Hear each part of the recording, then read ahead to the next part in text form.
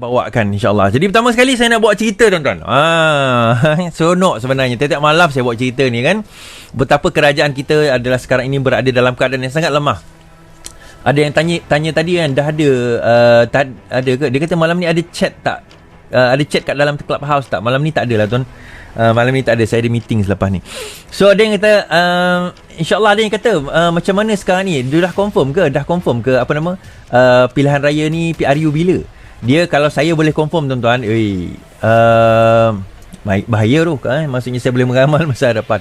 Yang tahu sekarang ni berkemungkinan hanyalah bukan hanyalah Perdana Menteri kita dengan Yang di-Pertuan Agong. Yang di-Pertuan Agong pun tak tahu. Dia kena Perdana Menteri yang kena sampaikan kepada beliau, barulah boleh sampai kepada situ.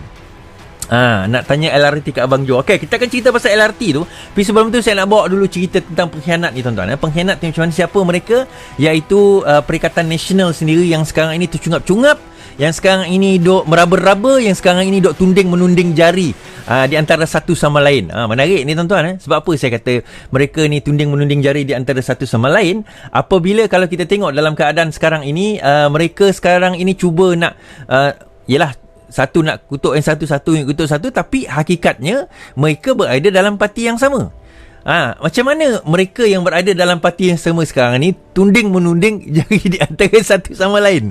Saya tak pernah lagi tengok dalam sejarah dunia lah tuan-tuan. Ni sejarah dunia lah. Saya mungkin tak banyak sangat pengalaman lah. Banyak negara juga saya pergi, banyak politik juga saya baca lah.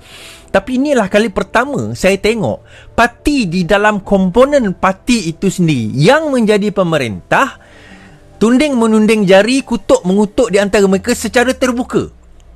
Di peringkat federal, mereka berebut-rebut jawatan, kuasa, pangkat, gaji, driver dan juga janda-janda. Di peringkat negeri, mereka bergaduh sesama sendiri. Bukan nak merendah-rendahkan janda tuan-tuan, tapi inilah dia geng-geng yang macam itulah walaon-walaon ni. Kan? Dah ada kuasa, dah ada duit, dah boleh tayang kereta Mercedes, masing-masing ambil kesempatan ke atas wanita yang lemah kan.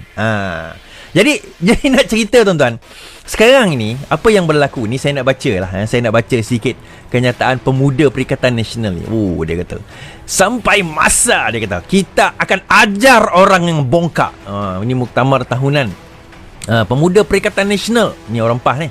Pemuda Perikatan Nasional berkata sekarang adalah masa untuk mereka mengajar parti dan orang politik yang bongkak selepas mereka dibantu oleh PAS. Dia kata macam tu.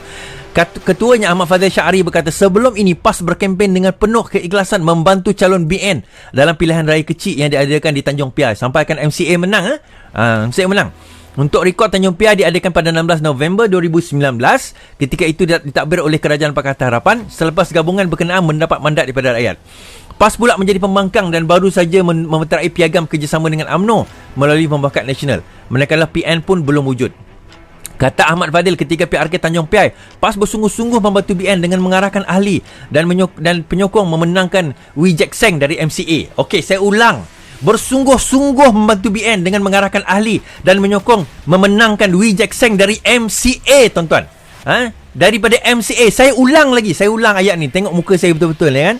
Bersungguh-sungguh membantu Barisan Nasional dengan mengarahkan ahli dan penyokong memenangkan Wee Jack Seng dari MCA. Dari MCA, tuan-tuan. MCA tu bukan mecah. MCA tu bukan mecah. Ini untuk walaon-walaon lah. Takut-takut dia kata, alah MCA apa masalah? MCA is mecah tu, mecah. MCA. Kalau bagi orang walaon yang tak faham lah, mana tahu walaon ni tiba-tiba dia tak faham kan. M, Malaysia.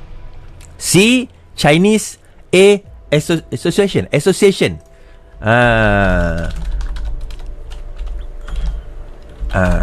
Okay. Ni nak membuktikan MCA itu Malaysian Chinese Association. Nak sebut pun payah. Saya bawakan MCA, Malaysian Chinese Association. Saya ulang Malaysian Chinese Association. Saya letak, kita bawa logo dia kat sini nak bagi nampak sikit. Malaysian Chinese Association. Kenapa tuan-tuan? Saya kata yang dok main bangsa ni puak-puak ni. Puak-puak ni dok main bangsa tuan-tuan. Saya tak ada masalah. Malaysian Chinese Association ke, Malaysian Indian Association ke, Malaysian Indian Committee ke, IBAN ke, Bidayo ke, asalkan dia orang Malaysia, siapa yang kenal saya dia tahu saya tidak ada masalah dengan bangsa lain. Tapi golongan ini ada masalah dengan bangsa lain.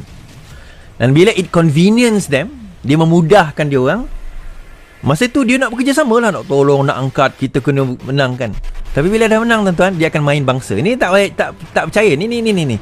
Tak lama lagi nak pilihan raya ni tuan-tuan. PRN, tak payah PRU lah, PRN ni. Akan keluar cerita bangsa ni. Cerita Melayu akan tertindas, cerita Melayu akan hilang kuasa. Ini cerita ni akan keluar, confirm. Tapi nak bagi tahu ni tuan-tuan, nak bagi tahu PAS pun bekerjasama dengan MCA. Kenapa saya kata demikian tuan-tuan? Nak bagi tahu yang selama ni dia dok kecoh-kecoh pasal DAP ni kenapa? Yang dok kecoh-kecoh pasal DAP tu kenapa? Kan? Apa masalah DAP? Dia bekerjasama dengan MCA. Kini katanya ada pihak tertentu yang mendakwa PAS tidak ikhlas berkawan dengan mereka. Saya tak nak sebut siapa, UMNO lah, sebut je lah. Tapi inikah nilai sebuah persahabatan? Inikah cara kamu menilai sebuah persahabatan? Katanya di depan penyokong PN. Kenapa penting dia orang nak sebut macam ni tuan-tuan? Kenapa dia nak kempen macam ni? Sekarang ini pertembungan, kita tahu pertembungan di antara UMNO, Barisan Nasional lah, bukan UMNO saja, tapi Barisan Nasional di Johor akan bertembung, terutama Tanjung Piai ni akan bertembung. Tanjung Piai ni di bawah Johor.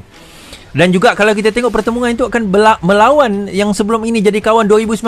Ini bukan 2009, bukan 1999 Ini 2019, lebih kurang daripada 2 tahun yang lalu. Betapa pendeknya hubungan sulit di antara PAS, UMNO dan juga Perikatan Nasional Barisan Utusan Bersatu ni. Betapa singkatnya hubungan sulit mereka. Dia macam itulah tuan-tuan kan. Bukan saya sebut ada orang kata PAS ni pelacur. Kan? PAS ni pelacur. Masa BN menang dulu, dia jumpa BN, dia jumpa UMNO. Masa Pakatan Harapan menang dulu, Hadi pergi jumpa dengan Mahathir. Masa PN menang, dia jumpa dengan Muhyiddin Yassin. Bila sekarang Ismail jadi Perdana Menteri, dia datang balik jumpa dengan Ismail Sabri. Mana bercakap tentang kesetiaan, siapa yang tak setia sebenarnya? Siapa yang tak setia? Kan, siapa yang tak setia? Inilah golongan yang tak setia.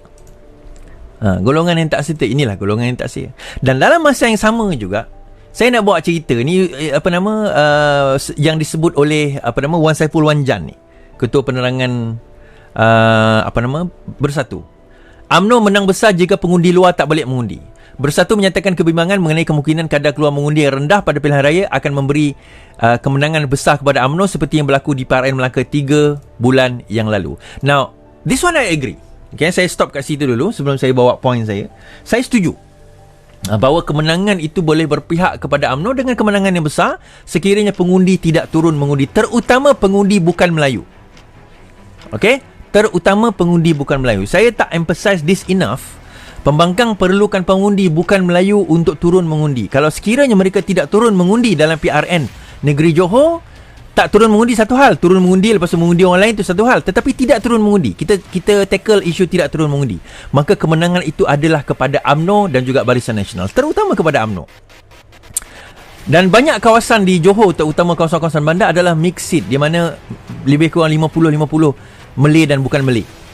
Mereka akan turun. Sekiranya non-Malay itu tidak turun mengundi, kebanyakan tidak turun mengundi sebagaimana PRN Melaka dan juga Sarawak, maka kemenangan besar anda boleh lihat kepada UMNO. Kenapa? Sebab Melayu akan turun. Dan majoriti pengundi Melayu ni, they already made their mind. Mereka dah buat keputusan siapa dia orang nak undi. Tak payah kita nak sembang sana, nak swing sini. Adalah sebilangan kecil dia akan swing, tetapi majoriti dia already made up their mind. Buat masa ni, dia already made up their mind. Tetapi bagi non-Malay, I'm talking about Chinese, I'm talking about Indian, I'm talking about Iban, I'm talking about Portugis ke apa bangsa lain yang lain daripada selain daripada Melayu dan juga Melayu lah, saya kata Melayu, they haven't made up their mind. In politics, dia orang lebih mature dan lebih kurang sentimen, perasaan tu berbanding dengan orang Melayu. Dan kalau sekiranya jumlah itu kurang, maka UMNO akan menang besar sekali lagi. Again, this is not my state, this is your state. Kalau you rasa nak UMNO menang besar sekali lagi, silakanlah, supaya jangan keluar mengundi. Dan tidak keluar mengundi is not an option. It is not an option. Tidak keluar mengundi lagi UMNO suka. Saya tidak percaya dengan pandangan sesetengah pihak bahawa bilangan kes positif sengaja dinaikkan oleh Kementerian Kesihatan untuk menangguhkan pengundi. Saya setuju. Tuduhan kepada KKM tidak wajar. Saya setuju. Tetapi pandangan saya ialah jika rakyat takut atau tidak peduli untuk keluar mengundi, maka UMNO akan bersorak gembira. Saya pun setuju. Namun begitu, saya nak bagi tahu, kalau pengundi sekeluar dalam jumlah yang banyak, dia tidak akan menyokong Perikatan Nasional. Itu adalah fakta. Okey, itu adalah statement fact yang kita kena terima. Sebab undi Melayu akan berpecah kepada dua, iaitu mengundi UMNO dan juga mengundi Bersatu. Mengundi UMNO dan juga mengundi PAS. Perpecahan itu akan berlaku sebagaimana PRU ke-14. Namun begitu, perpecahan itu tidak akan cukup untuk memenangkan pembangkang tanpa ada undi bukan Melayu yang turun untuk menentukan kemenangan pembangkang. Now, these are facts yang you all kena terima. Suka atau tidak, ini facts kamu kena terima. Pengundi bukan Melayu tu tadi aku baru baca kan. Apa sendiri kata dia yang menangkan MCA. Dia menyokong dan bersungguh-sungguh memenangkan MCA. Apa isu? Apa masalahnya? Anda adalah orang Malaysia, anda ada pegang IC. Your IC is as good my IC. Your vote is as good as my vote, regardless of your religion, regardless of your race. Betul tak? Siapa tak setuju? Adakah undi Melayu itu satu undi, undi Cina itu setengah undi? Adakah undi Melayu itu dua undi, undi India itu suku undi? Tak. One Indian vote, one Chinese vote, one Ivan vote, one Kadazan vote, one Bajau vote, one Malay vote equals. Sama. Di atas kertas undi tu kita tak tahu siapa yang mengundi kita. Bangsa apa, agama apa. Janji dia layak, dia rakyat Malaysia, dia mengundi satu vote untuk mereka. Tak ada nilai tara lebih. Seorang profesor tak ada beza nilainya dengan seorang mat kutu tepi jalan, mat rempit, mat dadah yang ambil dadah tepi jalan. Tak ada beza di atas kertas undi. Seorang alim ulama tak ada beza dengan pembuat maksiat. Tak ada beza di atas kertas undi. Tu kena faham ayat tu dulu. Macam semalam bila saya kena bicara, bila dia dengar, kata macam mana korang ni buat pertuduhan? Tengok video aku ke tidak ni? Kan? Buat pertuduhan tapi tak tengok video. Lepas tu pertuduhan ke laut. Habis macam mana? Kan? Always take things out of context. Macam satu IB dekat utara tu. Sama lah geng-geng dia. Sebab